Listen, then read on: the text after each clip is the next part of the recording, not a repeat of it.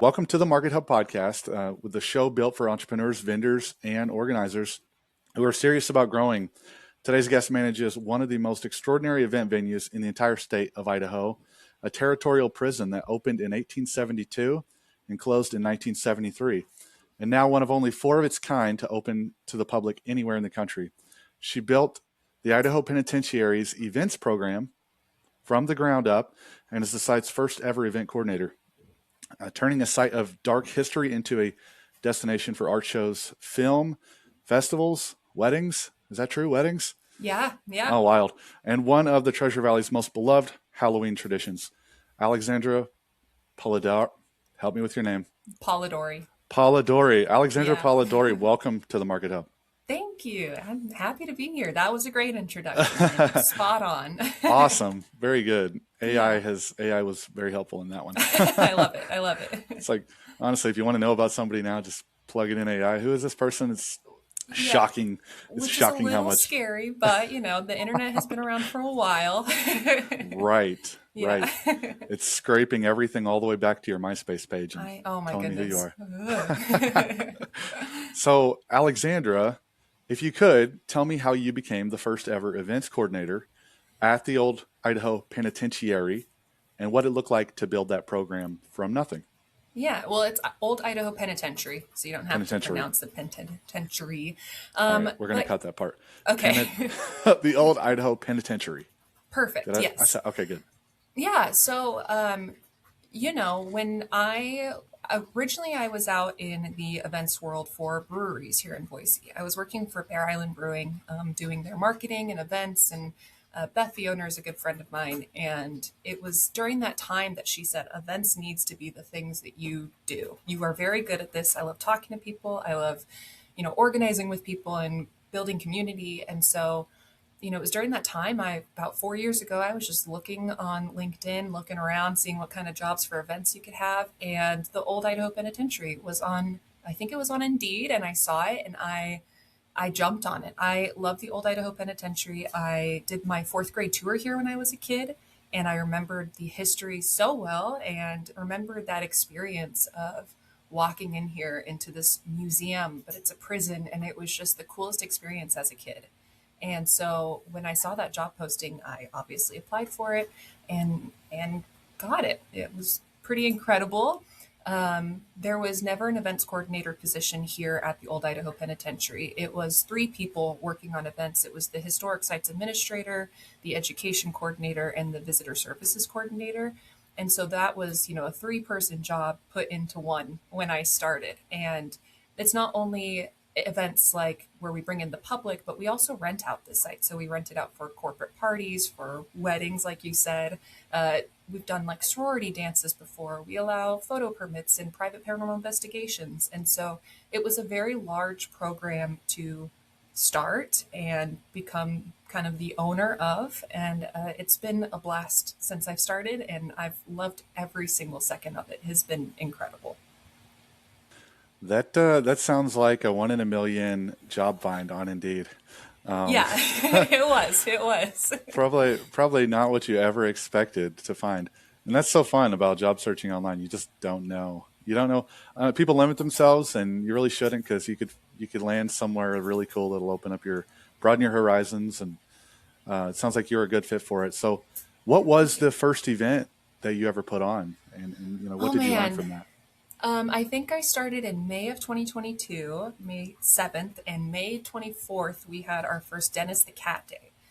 So, Dennis the Cat Day is an event that celebrates a prison pet that we had here for 16 years, 1958 to 19, hold on, 1952 to 1968. Sorry, lost my dates there. And he was this cat that roamed the site, and the prisoners loved him. The guards loved him. He would hang out with like the timers, the people who were in here for life. And so we threw this event celebrating his birthday/death day. The legend goes is that he was born on Memorial Day and passed away on Memorial Day 16 years later.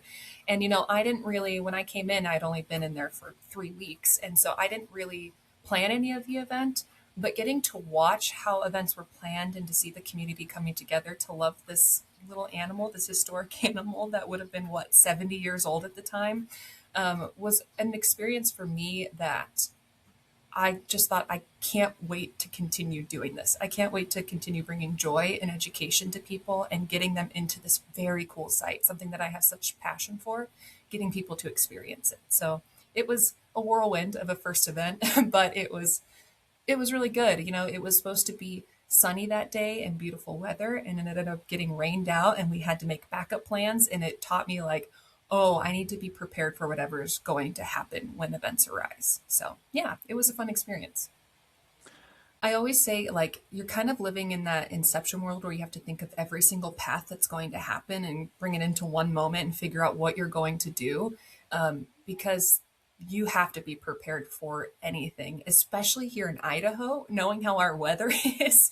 I mean, it could be sunny and 90 and then it's pouring rain and wind gusts like it was that other day. So you just have to be prepared. And it's not easy to be thinking in that way. It is a struggle, but it's something you have to gradually learn as you go through. Yeah, well, it's not many cats that make an impression that lasts 70 years. I'll say that. Yeah. Um, so along the lines of preparing, I think that's a really great topic to get dig in a little bit deeper. So since you've been there for some time now, what do you do to how do you mitigate risks when it comes to an event? What steps can someone out there take to plan for unexpected events? What sort of problems have you encountered that maybe forced you to create new policies and processes? Yeah, well, I'm really lucky in one way because the Old Idaho Penitentiary is part of the Idaho State Historical Society, so we are part of the state of Idaho, and so there's a lot of rules I already have in place because we're also a museum that helps mitigate a lot of those risks. But I know that not everyone's venues like that.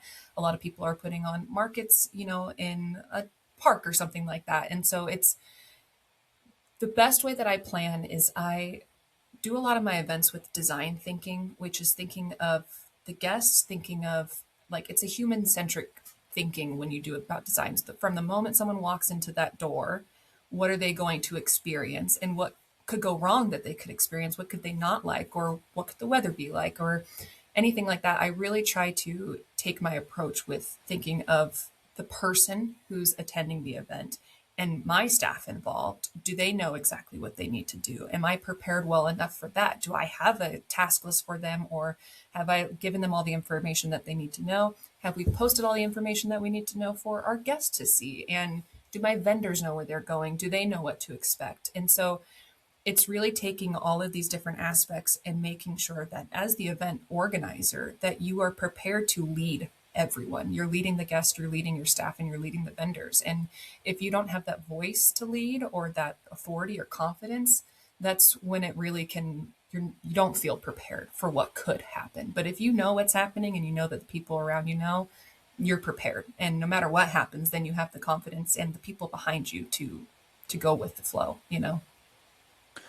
So you said you have a list, and it Yeah. sounds like that's something you guys train to. If there's a medical emergency or if there's Mhm. an unexpected event.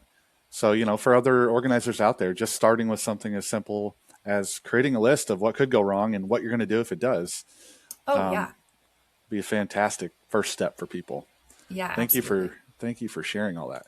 Of And course. then, so you came into this position, and there had not previously been an event coordinator that was or an event manager. That's your title, right? Mhm. Event manager. Yes. Yeah. There had not previously been someone in that role. It was spread across three people. Um, Walk me through you stepping into that role, what it took you to, take a 130-year-old prison and turn it into a functioning event venue. Were there any physical changes that had to take place or logistics challenges? Yeah. When I came in, it was a little bit scattered. One person had left right before I came in, and it was two other people then with all the information. And so I took what I had learned from doing events out in the community. And I said, okay, I've created SOPs before for how I like for things to run. And so that's the very first thing I did. What are my non negotiables when I'm doing an event? What do I want to focus on? How do I want to make people happy? What's important for me for communication? What's my timeline for talking to people and reaching out to people before an event? So that was my first thing is I created this SOP of how do we talk to clients and vendors and guests? making email templates to that way, like if anyone else had to do this, they knew exactly what to follow. Like my thought has always been like, I while I was so grateful to come into this position and I did have, material, I didn't have enough. And my thought has always been like, okay, for the next person who ever came into this position, what would they need to know first starting off? So it was creating that SOP of when do you reach out to people before an event? When do you want things to be ready? How do you talk to people? And so that's where I started. And I also asked everyone who had been here before me, what are these events? What am I doing? Like, what exactly is going on? What are we focusing on? How are we defining success? Is it how many people we get in the door? Is it what kind of educational material can we give to them? And so that's really where I started, was getting the groundwork of what am I missing? People that have been here before me know what's going on too. So what can advice can they give me? And then how do I want to run how I talk to people? So that's where I started. And I actually started off as the facility scheduling coordinator. So technically my title was just doing the site rentals here, but I was also running the events. And then I came into the event coordinator position, which was doing both. And now I'm the event manager and I have an employee underneath of me who's helping. So in the past 4 years, I've really been able to grow this program by having set, procedures in place and a lot of boundaries for like, this is how we talk to people and this is how we make people happy. And we have a level of respect and duty to the public that this is how we run events. So that's how it started. And it's just grown from there. Yeah, that's great. And SOP is, I mean, it's a letter any new entrepreneur, business owner, organizer is going to hear that acronym. And what that stands for is standard operating procedures, right? For people out there, if you're just operating based on what's inside your head, then that means you don't have any SOPs. You got to write it Yes. down. And, for someone in your position, a government role, obviously, you may or may not spend the rest of your life planning events at the at the Yeah. prison, Yeah. but you're thinking about the next person that may come after you, Mhm. and that while that is probably a very good healthy thing for you to be doing, it's just as healthy for a entrepreneur that is running events and organizing to function in that way, where they're creating SOPs, not necessarily to hand off what they're Mhm. doing to someone else, but if you can't write down and explain how you run your business or how you run your event, then you are going to have a hard time delegating that work to other people that are maybe people you bring in as you grow into your operation. Yeah, you So should be able to get a question from anyone and answer it in, 5 seconds because you know exactly what's going on because you've written it down. So, yeah, I love that. I love that. And a lot of the people that I interface with, I mean, they're just so green and so new that mhm. even hearing that, write this down, make a process, start your SOPs with just the most basic things and you can grow them from Yeah, there. it's not the fun stuff. Writing these procedures and stuff, that is not the fun part of events, but it is vital to making sure you can have fun events. Yeah. Well, I think it's fun, but not Well, everybody's weird like me. I don't. Well, it's cool that you're able to execute on that. So, as far as the space goes, with it being a historic site, with it being a outdoor prison, there's some indoor space, but there's a lot of outdoor going on there. Mhm. Um, Tell me, how do you pitch the space to potential clients? What's the demand like? Are people flooding you with requests to use the space? Or are you pitching it? And how do you convince someone to host like a wedding or a corporate event at a prison? Yeah, that's a really good question. I don't do a ton of outreach for rentals.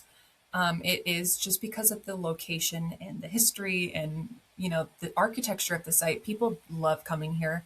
And I have a couple different spaces within the site that we rent out as well. So we have our shirt factory building, which this is an inside space. It's kind of more of a reception area. It has HVAC in there, it has audio visual in there, and you can fit 250 people in there. So that space, it's in the back of the site, but it's an easy seller because it is probably the most modern looking spot of the site. And you're in the prison, but you're not having to deal with the prison amenities like no heat or air or electrical work there. So that one's a really great space. The rest of the site, people love the site, like I said, because of the history, but the architecture as well. So we'll have weddings out in the courtyard. We just actually had this one this last weekend where They had an arch in the middle of the courtyard and then moved over to the basketball court for their reception. So it's not, I have a lot of repeat clients, people who love the space and know, the time of year they come back. But because of the capacity that we have too, our basketball court can hold about 1,000 people on it, give or take. And so we have high school dances on there, sometimes proms and sorority dances. And so I think because of the uniqueness of the space and what we do have to offer, and creating relationships with a lot of people. That has been probably the biggest thing I've learned for rentals, especially that when you have a really good experience with one client, word of mouth is huge when it comes to any event, really, or for any vendors as well. But when it comes to renting out our space, that's probably the biggest thing. I'll get random emails saying, "This person said this thing about your event. Can I come have mine here?" And it's like, absolutely, we want to welcome everyone. And that makes my heart so happy knowing that I've made an impression on a client that they are willing to share that as well. Yeah, that sounds. I mean, it sounds like an awesome fit for many occasions and super memorable. Who's going to forget having a? Tell me about the event programming you've built there, Yeah. from Fright Nights to the Mhm. 32 Cells Art Show and film festivals. Yeah. How do you decide what events fit the venue and which Well, ones maybe don't? so, the 32 Cells and the 13 Stories and the Halloween events were all events that they had been doing for a while before I started. So, like the 13 Stories Film Festival was created by our visitor services coordinator in collaboration with I-48, the local film festival here. And they came up with the idea of giving local filmmakers a prison story and then having them create a film on it. And it was a competition when it started. And we actually, using our Foundation for Idaho History, which is kind of the fundraiser for the Idaho State Historical Society, gave them cash prizes and we judged them and we got to do a showing of it. And so that's something that started before I was here. And I've had the opportunity to take on and start coordinating with the filmmakers, coordinating with I-48. And, we have them come into the site during the summer and film their films and they get 10 hours to do it. And so these and that and 32 Cells, the art show, and Halloween have all been events that have been here since before I started. And they've been events that I've just been able to grow on. For 32 Cells specifically, we used to have 32 artists for it. And we've grown that to 60 artists now. And that has been through communication with other artists, creating that relationship with them. And they've spread the word through that. And we've also been able to get, in a previous year, we got the Idaho Department of Corrections actually had some of their residents make art for our show as well. And we were able to show art of those who are currently incarcerated and connect, our history with the current facilities. And so I've been able to make those different opportunities through these events that I've already had. Now, Fright Nights, the Halloween events, this has been something that I've had such a pleasure taking on. When I came on in 2022, they were still trying to rebuild it from the COVID era, and they had dwindled it down to one night, and it was just 7 to 11 adult night only. And we used to do a kids night back in the day. We used to have haunted houses and all of these things. And so when I came on, in 2022, we kept with how they had always done it. And then in 2023, I said, no, we've got to bring this back better than ever before. And so we worked on the haunted houses. We got extra vendors. We started doing 2 nights of it. And it was just that, having the opportunity to have these events that have already been here for a while and grow and expand them has been a such a joy to do because I'm taking the hard work of all the people who have been here before me and creating that and capitalizing on it and making sure that it continues to go and that the public gets to see it. So some of those events are things that I didn't brainstorm them, but I've had the great opportunity to continue to grow upon. Yeah, that sounds awesome. And talk to me about, like, when it comes to event organizers and vendors, like when people are choosing to work with you at the penitentiary, what do maybe people get wrong? Like when it comes to working with a unique venue such as yours, is there any uh, cautionary things you could say? Like if someone sees this interview and they think, oh, maybe this would be a good fit, but in what ways could it possibly maybe not be the best fit? Or I guess what would not make a good event to occur at the Idaho Penitentiary? I am open to anyone's ideas Okay. and suggestions. If people have an idea for an event, please bring it to me and I would love to hear about it. I will say that the most important thing for this venue is we are a historic site. And so there are a lot of things we just legally cannot do. Like I have had rental clients before ask if they could nail something into the wall, and I have to say, no, sorry, you can't do that because it's a historic site. And so if your event includes, posting new things up and, changing the site, maybe that's not a good idea. But we really have all sorts of events here, especially when it comes to rentals. Our internal events are mainly focused on the history of the site and education of the site. And so, even our Fright Nights events, we have presentations talking about maybe the deaths that happen here, stuff like that. But we have rentals of all kinds. We actually have a motorcycle show that comes in here called Party at the Pen. And this has been happening every September for the past 5 years now. And they bring in, 150 vintage motorcycles or more. And they do a car show. They have vendors out here. And so that's something, I mean, we're having a car show in a museum. I'm totally open to a lot of fun things. It's just, we have to deal within the parameters of the historic site. And then I also, through those SOPs I've created, have parameters of my own saying, if we can't work together on these things, then it's probably best that we don't have an event here. Yeah. So, it's definitely going to be different for you being on the government side of running events than, a smaller organizer that's trying to set this up for themselves.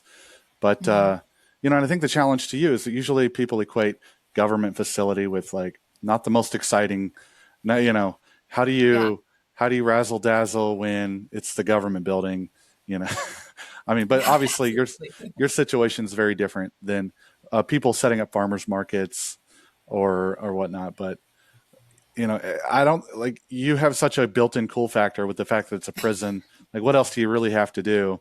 The story tells itself once you get there and you see. Uh, there's still a lot of work to do to get people Yeah. in and get Oh, them for sure. interested. That's not what I. Yeah. So that leads me to my next question. As far as like driving demand, on one Mhm. side, what has been your experience working with vendors? Where do you currently find vendors? And what type of vendors vend at these events? Are you looking to expand on that, or is there a wait list just to get in? Yeah, I actually just used SIFTA this morning to look for a food truck for an event that I have coming up in July. We're doing an educational passport event where people get to kind of do a scavenger hunt around the site. And I actually just used SIFTA this morning to get some food trucks. And so I look for vendors everywhere. A lot of the vendors I do have been connections that I have made when I first started and people that I've grown with and have worked with for the past 4 years. However, I'm always open. We mainly have food vendors here at the site because when we have large events, that's kind of our biggest demand is food here. But for things like Dennis the Cat Day, we have other vendors. We do local pet food vendors here, local toy stores, stuff like that. And so I welcome any vendor to come into the site and for any of our events, really. I mean, I'm always up for people selling their products in here. And as long as it kind of relates to the general gist of the event that we have going on. But food vendors are the main one. And I would say for any local organizer, getting vendors and stuff like that, it is, I said this before, but it is all about the relationships in the community that you build. And to have those people, again, word of mouth as well, working well with the vendor, making sure that your vendors are taken care of. When I do an event, the beginning of each event, I check in on them, make sure they have everything that they need. During the event, I check in on them, making sure sales are going well for them. And at the end, I ask them, how did it go? And then I send them an email afterwards saying, if there's anything that I can improve upon as the organizer, please let me know. So that way, for the next person or for you next time you're here, I know what I can do better for you, whether that's just better communication before the event or making sure you have the things that you need when you first get here, like an extension cord.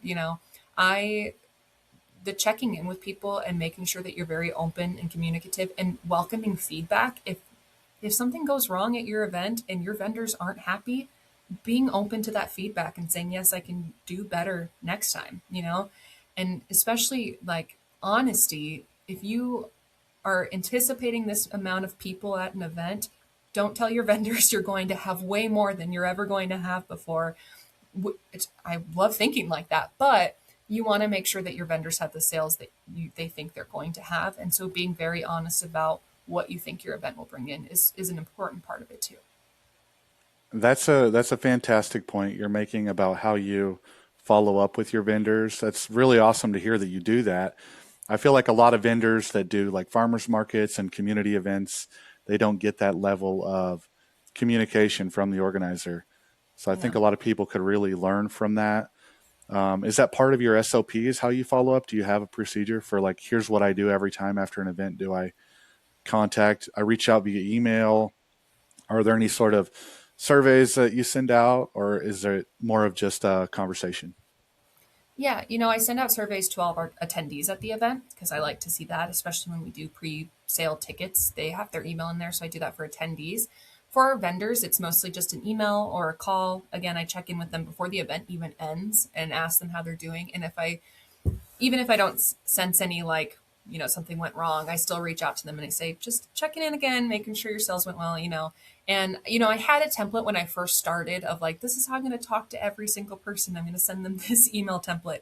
That's not how it works. It's good to have those templates to start if you're not quite sure, but you're human at the end of the day. Yes, you are the organizer, but you're creating genuine relationships. It is not just business. And to be an event coordinator, you have to care about the people. You really do. And so I just reach out to them. Some of them I have their cell phone numbers. I text them. At the end of the year, my employee and I, we try to send out thank you cards to everyone who was at all of our events and stuff, just saying like, hey, thanks for being a part of what made this year so great for us. So it's just it's just about caring about who is participating and helping you and how you can help them.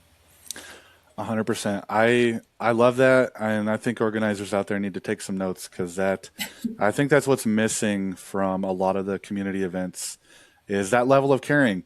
And Yeah. like what you're saying with you have to be real. We're all people. Even in the process of recording, this podcast, it's like when I first started, I'm like question, question, question, very rigid and trying to be scripted because I want it to be Mhm. standardized, but it just doesn't work and it doesn't make for a good interview.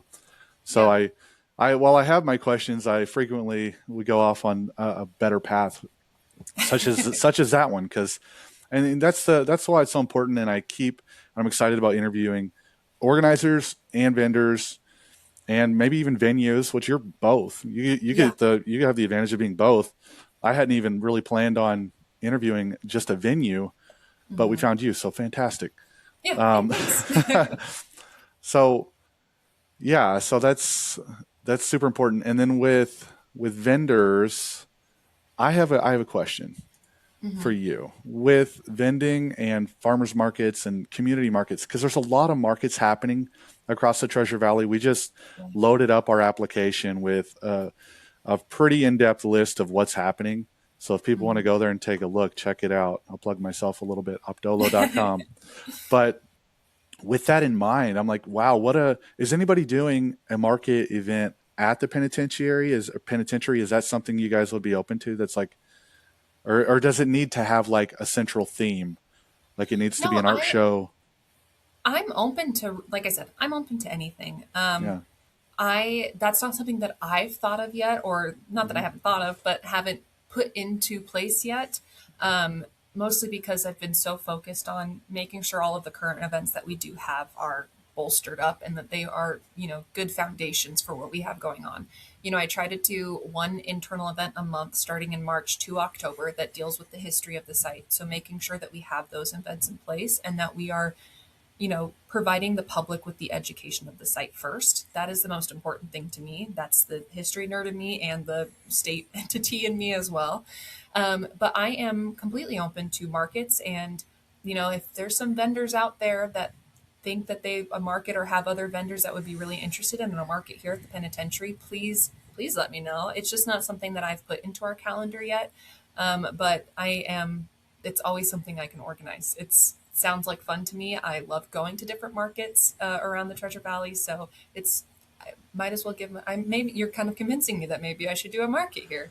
You're giving Yeah, me no, more I, work. well, I wasn't even like considering that at first. And then people, organizers are always looking for exciting places, and as far as exciting places go, I can't imagine a more interesting place to put a market. So, no pressure though, but definitely somebody out there might hear this and be sending you an email for sure. If I Yeah, had if the you're time, interested, let me know. oh my gosh, if I had the time and the willpower, I would probably do it. But Yeah. I'm already doing 2 weeks worth of work in a Oh, week, and it's just not working. So, that is the one thing as an event manager, organizer, whatever, I always say this, you never get to live in the present. There is always, you get done with an event and all of a sudden you're, another month ahead of time or 2 weeks ahead of time. Whenever your next one is, you are working on that one. And so it makes it difficult to, yeah, plan things when you're already a year ahead of your schedule. yeah, so definitely. I honestly I don't plan for more than a week out in my life. I try not to, unless it's a Smart. vacation. Unless it's a Yeah. vacation, There you we gotta go. we gotta plan those 6 months out. Yeah. So next question here. Let me find my spot.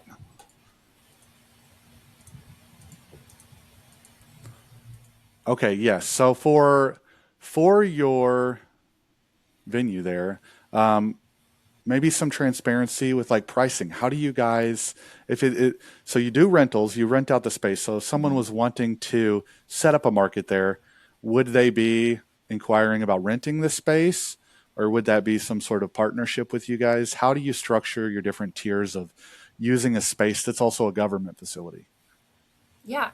I'm always open to a partnership. And if it was a partnership, it would probably look a little bit different. It would probably look like our normal admission pricing, which is, $8 a person right now for adults. And so, depending on what that market looks like, it could be a partnership. I'm open to those. But if it were someone like another organizer coming to me and saying, I just want the venue. I don't really care about working with the old pen, but I want the venue. Hmm. We would talk about what that entails. Are you wanting to have your own ticket pricing when they come into the market? And do you want like our normal admissions and normal operations to not happen? So no guided tours and stuff like that. If that's the case, then we talk about closing the site to the public for the day. And what we've done in the past is if we close the site to the public, then you rent out what our average admissions would have been for those days in the past 3 years. So I go back 3 years and I say, we've made, $2,000 these days. And so you're basically paying what our admission has been in the past to cover that. And then we talk about, do you want our gift shop open still? If not, then you're paying for that as well. Because, when we close the site to the public to allow a rental to happen, we are potentially losing money in that way because our rental fees are a little bit different.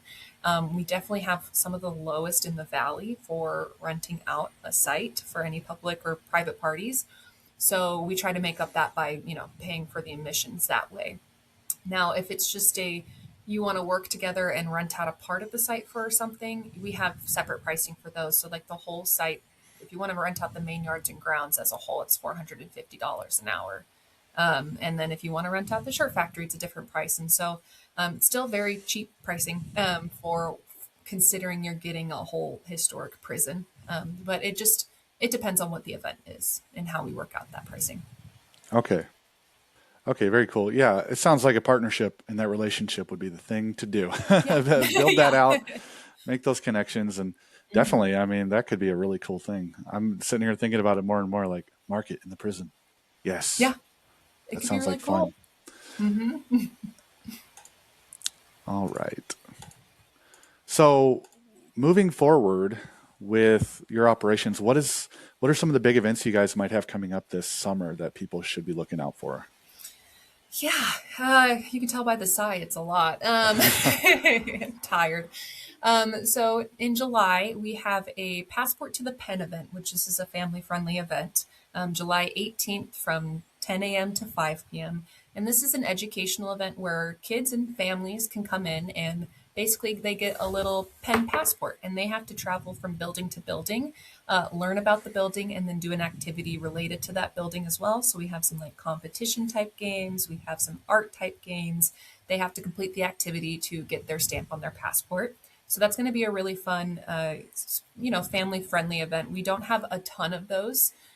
So using these in the summertime is a great opportunity to get the kids out of the house for the summer and come enjoy, the site. And then July, August, we have our 32 Cells art show. That'll be happening on August 15th, I believe, this year from 6 to 10 p.m., where you get to come see art that relates to the prisoners here at the site. So this year is called Bars and Stripes for the 32 Cells art show. And so our education team has found a prisoner from every single state and some territories that have been here at the old Idaho Penitentiary. So getting to see that kind of nation view of the old pen and all who came through here. You'll get to see art pieces based on that. September, we have our 13 Stories Film Festival. And then October is the big one. We have our annual Fright Nights. So, the beginning of October, the first Saturday, we have a new event coming up, one that we've never done before that I have planned, and it is our final meal event. So, we are going to have a catered dinner talking about the executions that happened here. And as you learn about the executions and some of that history, you also get to taste the meals that would have been people's last meals here.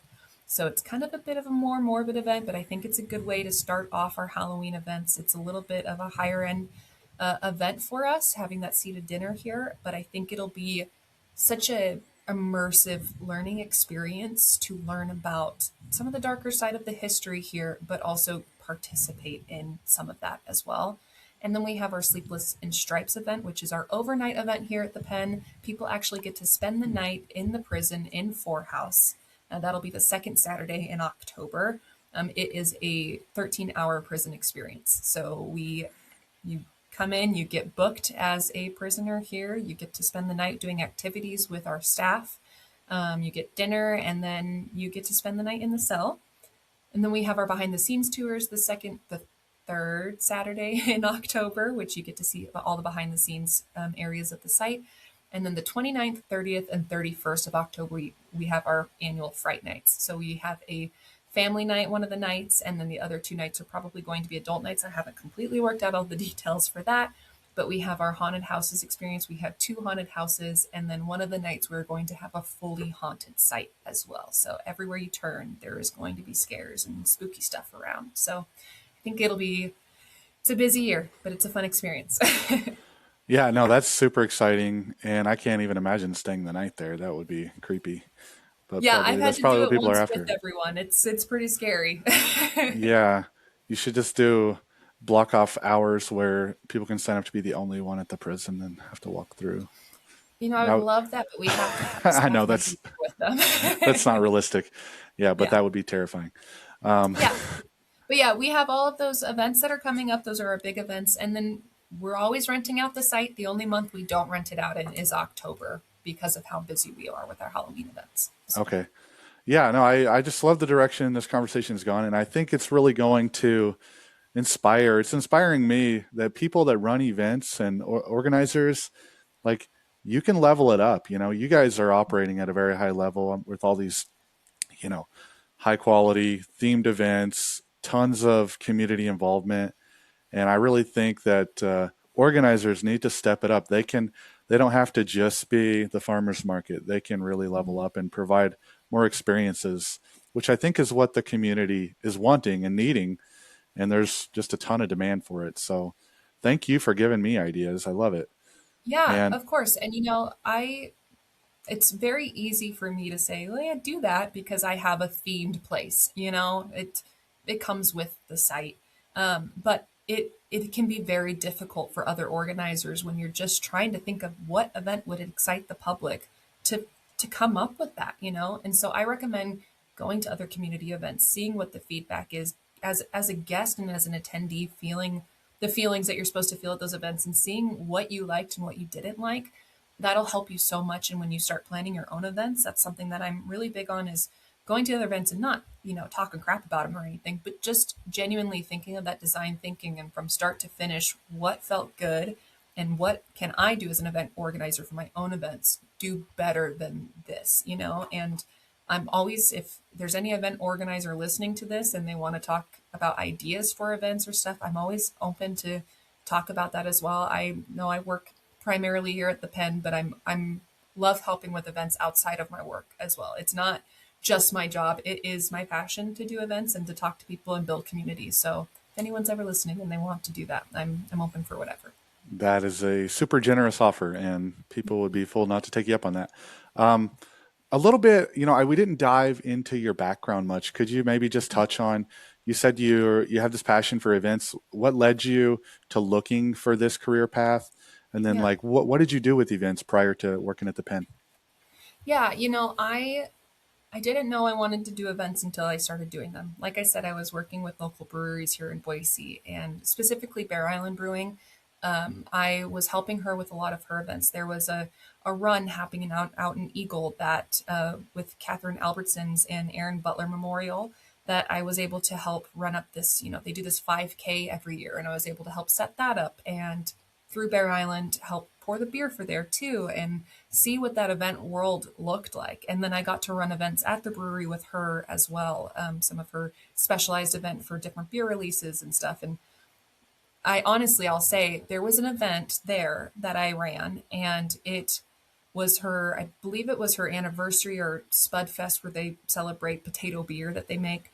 And it looked like a beautiful day. And then the weather went horribly, just like the market out in Cuna. I mean, wind picked up all the tents, and everything that we had planned to do outside went inside. And, we had a bunch of space to do these things. And being that problem solver in that moment and being the one and still hearing that people love the event made me go, oh, I love this. I think I really love fixing things, and people didn't know it was me who made the event. And, I was actually just talking to my employee about this weekend. It's like, I love being the behind the scenes person a lot of the time. I love people not knowing that I'm the reason that they love what's happening here right now. And that, can be hard for some people not having that, like, oh, it was me who did it. I love walking around an event and hearing people's experiences and them not knowing that I'm the person who made it happen, good or bad, because it's just I love making people happy. I love bringing community together. And I love seeing the joy on people's faces when they leave the event or come into the event. And that's really what got me into being excited to bring people together was that one moment of something going horribly wrong and people still loving it made me go, I think I could do this forever. And so I'd worked in other events and stuff before then, but that was really the time where it all clicked for me. That's a great backstory, and you know, I think it points to the direction we're going with our business with Opdolow because I think we're at a tipping point in society where people are kind of like, well, what do I do now? And what I mean is the malls are shutting down, people aren't going to the theaters as much, and that leaves this huge gap in society. And what I'm seeing is people are heading to the market, they're heading to the events. Yeah. And we need more people like you that realize that they have what it takes to run a good event. It's not difficult, it takes some work, but it's super needed. And I think the direction the world's headed is just going to continue down that path for a while. We need more events, we need more community gatherings.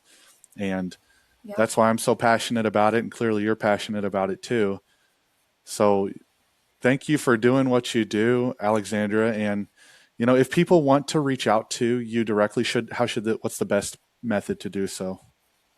All of my contact information is on our website at history.idaho.gov under the old pen tab.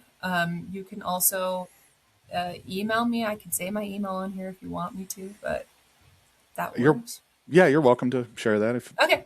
Yeah, it's alexandra.polidori, so my first and last name, at ishs.idaho.gov.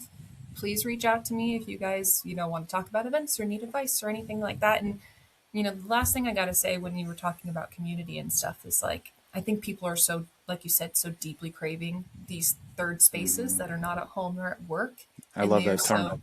yeah, and they're so deeply craving community and being with people. Just the world's an unsure place right now, and especially after pandemic and just everything that's happened, like having these people around you, your neighbors, your friends, people out in society to lean on and to talk to and to enjoy life with is so important. And I want to go back really quick and just say this really quick about me, loving to help people and stuff. And as an event organizer, if you're new to it and you find that people don't love it, do not take that to heart. It is very hard to hear that something you did sucks, but you have to take it on the chin and realize, like, there were people there who loved it and did enjoy it, and it wasn't everyone. Sometimes there are just very loud voices. And so I just want to go back to that point of it. Like, sometimes you will get horrible reviews and it's because of one thing, and you just have to keep pushing and keep going, because on the whole of things, you are bringing the community together, and that's what's important. Yeah, thank Sorry, you for I no, had to. thank you for making that point. Definitely, especially with the rise of social media, like if you have any traction in any area at all, you're going to cumulatively pick up some haters. So Yes. I hate to put it, I don't know any other way to put it, but even that has been our experience. We've really been expanding what we're doing on social media, and even with like trying to promote, help the people that were affected by the windstorm recently. We Yeah. were just shocked at how much negative pushback we got, and Mm-hmm. it's disheartening. But like you said, don't let that get to you. Just know that that's part of it. There's always going to be some negative voices out there, and they do tend to be the loudest ones, Mm-hmm. unfortunately. And and that makes a really good point that, hey, if you had a good time, if you had a good experience, whatever the event was, leave a review, send an email, Yeah. make a phone call. That goes really far in terms of um, supporting people like you and others that are hosting events. Like we want that positive feedback. So Absolutely. so Absolutely. yeah, but with success comes a scaling amount of negativity that is just kind of Yes. unavoidable. Yep. All right, so guys, go out and visit the old Idaho Penitentiary. Go walk the cell blocks. Go to the Friday nights. Go see what Alexandra has built in one of the most remarkable spaces in the state. Alexandra, thank you so much for being on the Market Hub podcast today, and Thank wish you you. all the luck this season. I hope all your events are amazing and all the haters forget how to, type their awful reviews. And All the haters can come and see me and talk to me. yeah, yeah.